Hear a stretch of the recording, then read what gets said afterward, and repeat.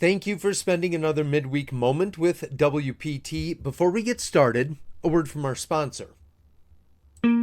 Hello, WPT. We are excited to partner with you in providing quality benefits at lower prices. We are thrilled to introduce a new program that will complement your current health coverage. It has a direct effect on reducing healthcare spending with a proven return on investment. We have found this program is excellent at attracting and retaining quality employees while helping to drive better health outcomes. And the cost of the plan builds out at no cost to you. We're excited to present this opportunity to the members of WPT Incorporated. Security Plus LLC has been reducing the cost of employee benefits across the country for decades, and we'd like to add you to that growing list of satisfied customers.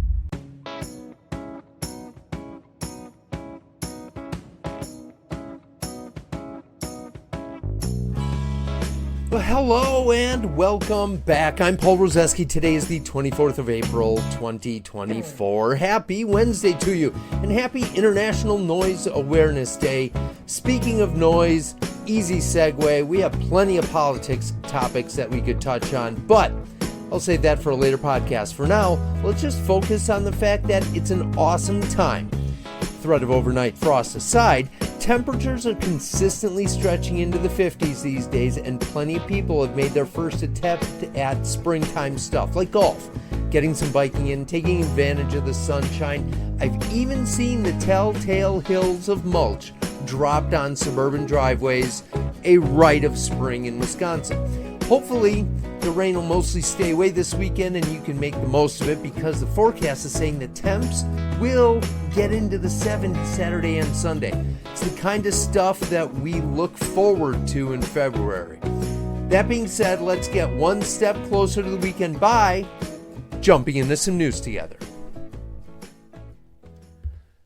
First off, in case you missed it, let's go back to one of the articles in the Weekly Insider, the every Monday email newsletter from WPT to its membership.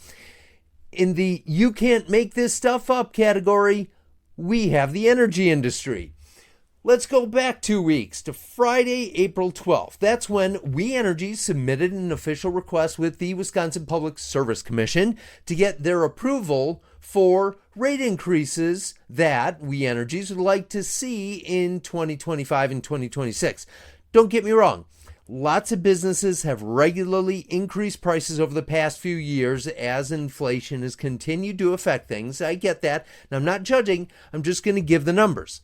In 2023, We Energies requested a rate increase totaling $131 million and were permitted an $86 million increase, which took effect this year. According to Urban Milwaukee, that $86 million was a 2.3% increase, much less than the 9.2% the year before, and much less than they asked for on Friday. Here is where I'll start to get judgy. The energy utility is asking for an increase 3 times bigger than the one they got this year, asking for $240.7 million of rate increase that would take effect next year, and another $177.9 million for 2026. Part of my frustration is because everyone's energy bills have gone up substantially, and I don't think anyone's expecting them to go down anytime soon, but this is looking like quite the opposite. If you think that's bad, get a load of this.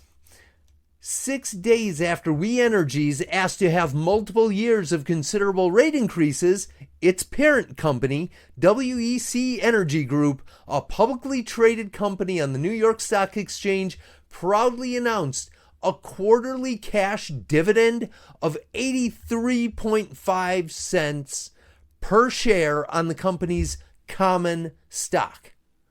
But wait, there's more. The press release goes on to brag, and I quote, "This marks the 327th consecutive quarter dating back to 1942 that the company will have paid a dividend to its stockholders." Congratulations. Not only have you kept the streak alive, but also because you won my nomination for the awkward timing, tone-deaf, public relations fail of the month. In other news, I wanted to share this one so I stay on the theme of that does not look good for you and you only have yourself to blame. we turn our attention to Harvard University. To their credit, they conducted an internal investigation which led them to recommend someone be held accountable and get fired. Good for them. They aren't the ones with egg on their face. That honor goes to Francesca Gino because Harvard's investigation found that her work contained manipulated and falsified data. You think that's bad? Get a load of this. The case has captivated researchers and the public alike because Gino is known for her research into the reasons people lie and cheat. Congratulations, because you won my vote for the awkward "my career is destroyed beyond repair" ironic public relations fail of the month. In other news, and circling back to our friends in the energy sector, I will give some context to my frustration. First, I'll share a nationwide poll taken a few weeks ago at the beginning of April found/confirmed that 76% of respondents say their incomes have been falling behind and not keeping up with inflation over the past year, let alone the years prior to that. An unfortunate reality, and if the energy sector gets their way, it ain't getting better anytime soon. Second, recently talking with someone definitely tenured and connected in the Capitol.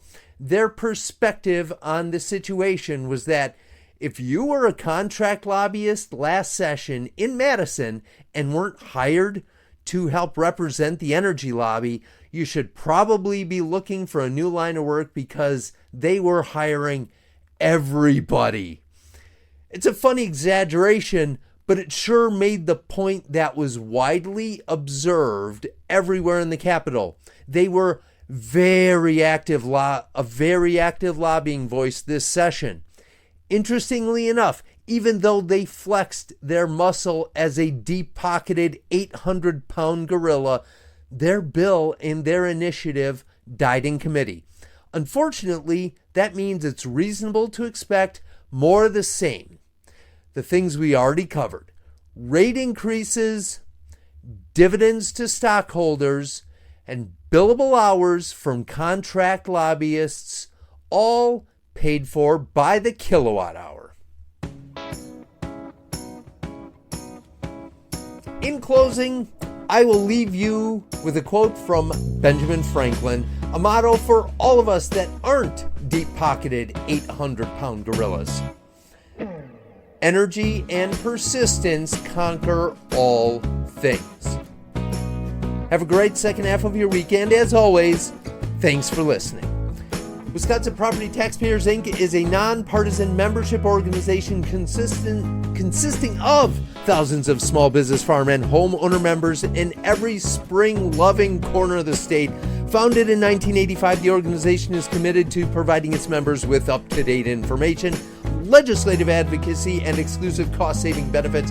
Find out how to join at WPTonline.org/join.